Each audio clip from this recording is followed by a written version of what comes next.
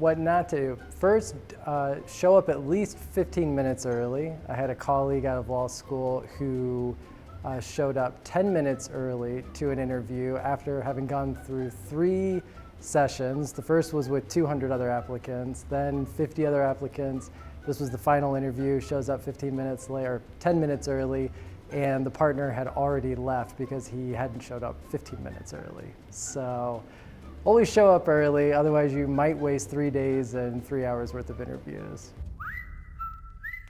I will say one of the worst technical interviews I've sat through is we gave the interviewee the challenge and he promptly just sat down and said nothing else the whole time.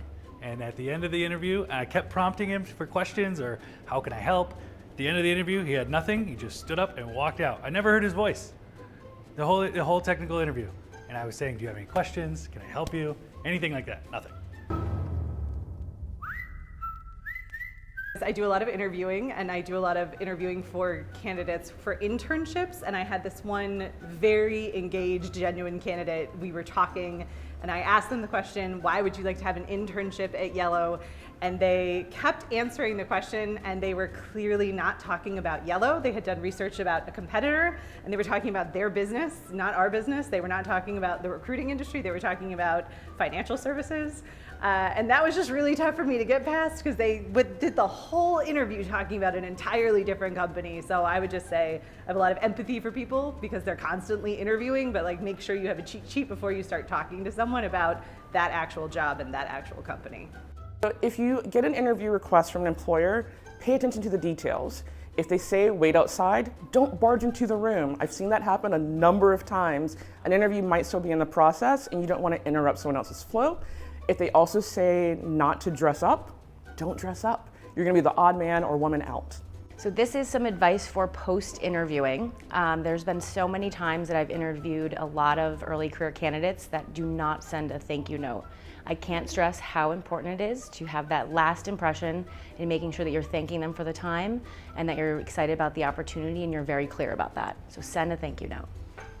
So not being prepared for an interview, you always have to have your star responses prepared, right? Being able to talk about the situation, the task at hand, the action you took, and then the result, because I was asked something so simple and basic about maybe like my best project I've ever completed, and at the time just couldn't think about anything at top of mind and didn't have a good answer. If you're ever in a technical interview and you don't know the answer to a question, admit it. Admit that you don't know. It will look way worse if you try and pretend like you know the answer, because 9 times out of 10, the interview is gonna know, or gonna absolutely know that you don't know.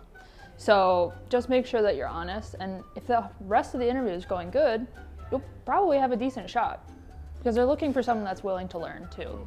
I was flown into a late stage interview, meeting with the final interviewer, and I thought it was going really well. Towards the end of the interview, she looked like she started to fall asleep. I was really embarrassed.